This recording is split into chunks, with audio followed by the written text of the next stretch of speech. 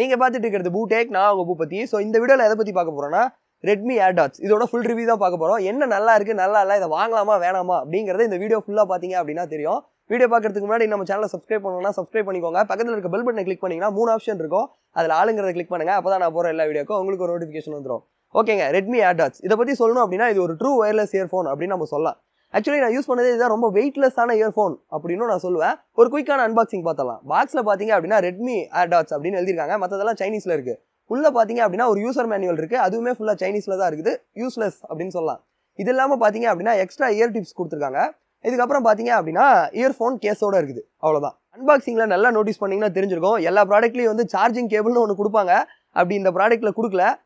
ஏன்னா அதுலேயும் cost cut பண்ணும் அப்படிங்கிறதுக்காக இந்த வேலை பார்த்துருக்காங்க ஷோமி. உண்மையாலுமே இதை நம்ம பாராட்டணும். ஏன்னு கேட்டிங்கன்னா லைக் மைக்ரோ யூஎஸ்பி எல்லார் வீட்லேயுமே இருக்கும். அது கொடுத்தாலும் கொடுக்கலனாலும் ஒரு பெரிய டிஃப்ரென்ஸ் இருக்க போகிறதில்ல. ஓகே, ஃபர்ஸ்ட் நம்ம இதோட பில்ட் குவாலிட்டிலேருந்து ஆரம்பிக்கலாம். ஃபர்ஸ்ட் இதோட கேஸை பார்த்தீங்கன்னா ஃபுல்லாகவே பிளாஸ்டிக்கில் தான் பில்ட் பண்ணியிருக்காங்க. டாப்பில் பார்த்தீங்க அப்படின்னா ரெட்மி அப்படிங்கிற அவங்களோட பிராண்டிங் கொடுத்துருக்காங்க. இதோட பில்டை பற்றி பேசுறதுக்கு முன்னாடி ஒரு முக்கியமான விஷயத்த சொல்லணும். இதோட மேட் பிளாக் ஃபினிஷிங்கில் கொடுத்துருக்காங்க. இது ஒரே கலரில் தான் அவைலபிளாக இருக்குது. பர்சனலாக எனக்கு மேட் பிளாக் ரொம்ப பிடிக்கும் அப்படின்னு நான் சொல்லுவேன். ஸோ இதோட சைடில் பார்த்தீங்க அப்படின்னா ஒரு சார்ஜிங் போர்ட் இருக்குது. இது வந்து மைக்ரோ யூஎஸ்பி போர்ட் அப்படின்னு சொல்லலாம். கேஸை ஓப்பன் பண்ணோன்னே உள்ள பார்த்தீங்க அப்படின்னா 2 ட்ரூ வயர்லெஸ் இயர்ஃபோன்ஸ் இருக்குது அப்படின்னு நம்ம சொல்லலாம்.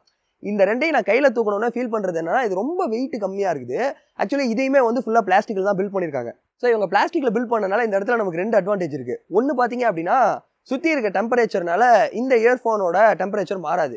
இப்போ எக்ஸாம்பிளுக்கு நீங்கள் மெட்டலில் இந்த மாதிரி கொடுத்துருந்தாங்கன்னா சுற்றி குளிராக இருக்குது, இல்லை வந்து சுற்றி வந்து ஹீட்டாக இருக்குது அப்படின்னா நீங்கள் காதில் வைக்கக்குள்ள அதை ஃபீல் பண்ணுவீங்க. பட் பிளாஸ்டிக் இன்சுலேட்டருங்கிறனால அப்படி நடக்க வாய்ப்பு இல்லை. அது ஒரு அட்வான்டேஜ். ரெண்டாவது அட்வான்டேஜ், பிளாஸ்டிக்கில் பில்ட் பண்ணக்குள்ள உங்களுக்கு ரொம்ப வெயிட்லெஸ்ஸாக இருக்கும்.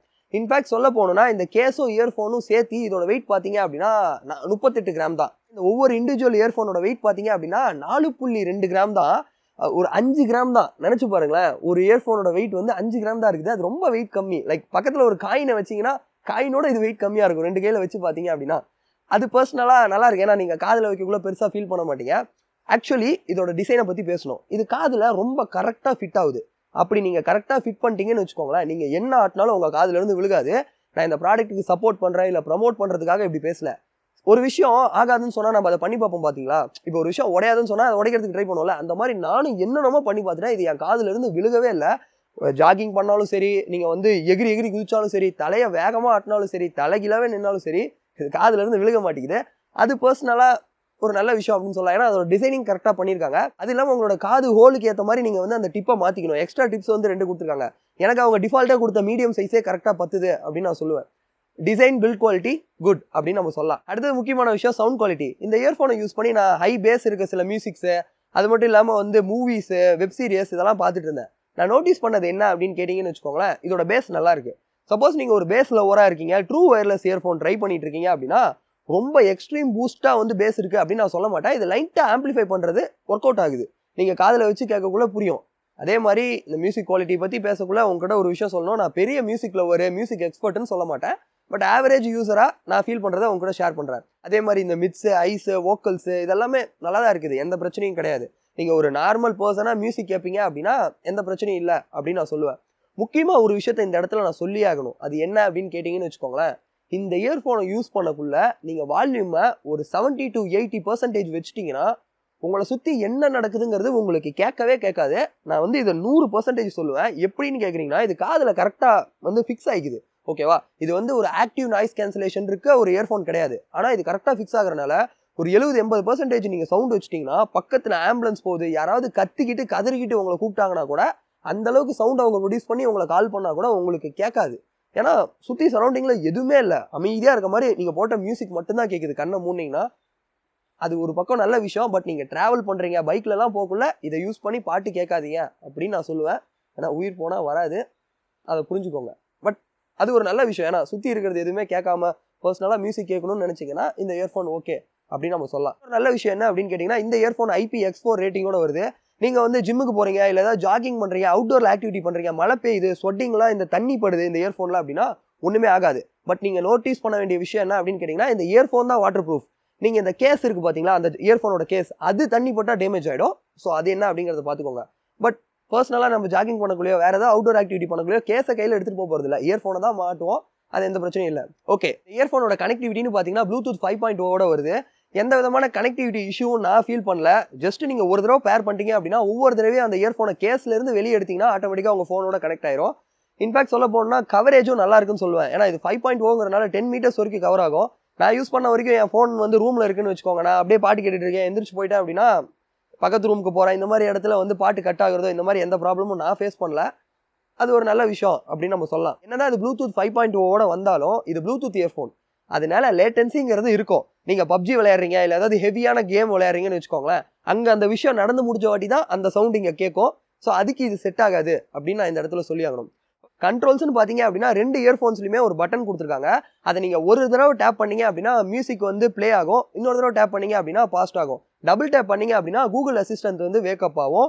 ஸோ ஒத்துக்கிறேன், பாட்டை ஸ்கிப் பண்ணோம் அப்படின்னா நீங்கள் ஃபோனை கையில் எடுத்து தான் மாற்றி ஆகணும், அதுக்கு வேறு வழி இல்லை. இன்ஃபேக்ட் கால் வந்துச்சு அப்படின்னா நீங்கள் அப்படியே அட்டன் பண்ணி பேசலாம், இன்னொரு தடவை அழுத்துனீங்க அப்படின்னா கட் ஆயிரும். கால் வரக்குள்ளே காலை கட் பண்ணணும்னா நீங்கள் லாங் டேப் பண்ணணும். ஓகே, இதில் என்னென்ன ஃபீச்சர்ஸ்லாம் இருக்குது அப்படிங்கிறத நான் சொல்லிட்டேன். இதில் எந்தெந்த விஷயம்லாம் எனக்கு பிடிக்கல, இன்னும் நல்லா இருந்திருக்கலாம் அப்படின்னு நினைக்கிறதுங்கிறத சொல்கிறேன். ஃபர்ஸ்ட் திங் பார்த்தீங்க அப்படின்னா பேட்டரி லைஃப். இதோட பேட்டரி லைஃப்னு பார்த்தீங்கன்னா இந்த 2 இயர்பட்ஸையும் நீங்கள் காதில் போட்டு தொடர்ந்து பாட்டு கேட்டீங்க அப்படின்னா 4 மணி நேரம் வரைக்கும் வரும்னு ஷோமி கிளைம் பண்ணுறாங்க. பட் நான் கேட்ட வரைக்கும் அவ்வளோ நேரம்லாம் வரலங்க.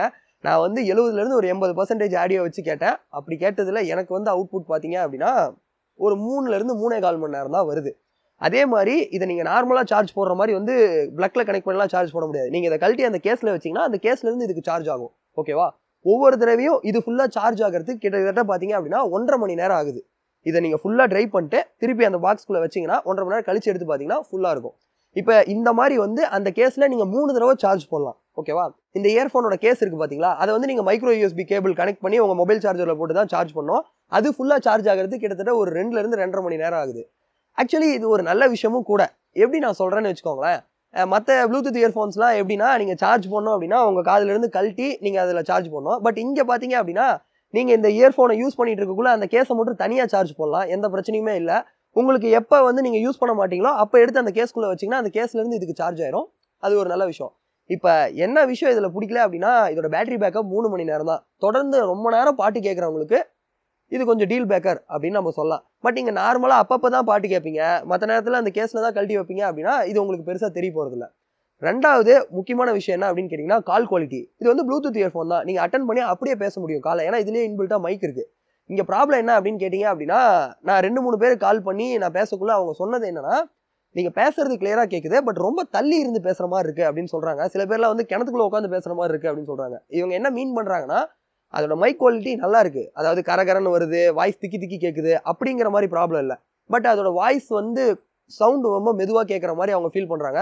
இன்னும் சில பேர் சொன்னது என்னன்னா நான் மற்றவங்ககிட்ட பேசக்குள்ள வந்து என்னோட கால் சவுண்டை வந்து நான் கம்மியாக தான் வைப்பேன், பட் நான் உங்ககிட்ட பேசக்குள்ள தான் 100% வச்சா தான் நீங்கள் பேசுறது கிளியராக கேட்குது அப்படின்னு சொல்கிறாங்க.